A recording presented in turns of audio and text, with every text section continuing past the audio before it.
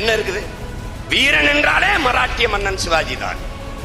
அப்ப நமது முன்னவர்கள் தீரன் சின்னமலை, பூலித்தேவன், மருதுபாண்டியர், அழகுமுத்துக்கோன் இவர்கள் எல்லாம் வாளேந்தி வேலேந்தி வீர போர் புரியவில்லையா? விளக்கமாறு வச்சு ஒட்டடை எடுத்துக் கொண்டிருந்தார்களா?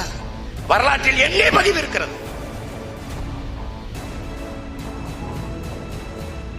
இப்போது போய் பாருங்கள், தமிழ்நாடு தேர்வு ஆணையத்தில் வருகிற கேள்வியை பாருங்கள். ஒன்று உன்னுடைய இனப்பெருமை வரலாறு ஒன்று இருக்கா? ஒன்று இருக்கா? ஒன்றே குலம் ஒருவனே சேவன் என்று சொன்னவர் யார்? அண்ணாதுரையை அண்ணா என்று யாரை அழைத்தார்கள்? அண்ணா என்று யாரை அழைத்தார்கள்? ஒரு கேள்வி. தமிழ்நாடு தேர்வு ஆணைய தேர்வில் முழுக்க முழுக்க நம்முடைய அடையாளம், நம்முடைய மொழி, வரலாறு எல்லாம் அளிக்கப்பட்டது.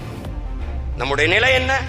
நம்முடைய இறை சிவன் முருகன், நம்முடைய இறைக்கு முன்பு நம் தாய்மொழியில் வழிபாடு நடத்த வேண்டும் என்று போராடி நீதிமன்றம் போய் வழக்காடி, அதில் இன்னும் கொடுமை, தமிழிலும் நாங்கள் ஓதுகிறோம். இது ஏதோ போய் ஆப்பிரிக்கா ஐரோப்பிய நாடுகள் போய் நம்ம இந்த உரிமை கேட்கிற மாதிரி எல்லாவற்றையும் எடுத்துட்டோம். இந்திய என்ன செய்யும்? கச்சத்தீவை எடுத்து கொடுக்கும். திராவிட என்ன செய்யும்? கொடுக்கும் போது கைகட்டி வேடிக்கை பார்க்கும். அற்ப பதவிக்காக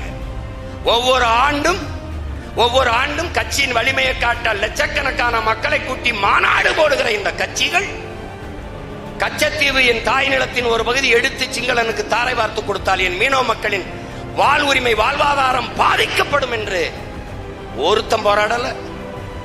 கொடுக்கும் போது அதிகாரத்தில் இருந்த பெருமகன் ஐயா கருணாநிதி அவர்கள் கச்சத்தீவை கொடுக்க கூடாது என்று இந்திய நாடாளுமன்றத்தில் குரல் எழுப்பிய ஒரே ஒருவர் நம் தாத்தா முக்கையத்தவர் மட்டும்தான். யாரும் பேசல.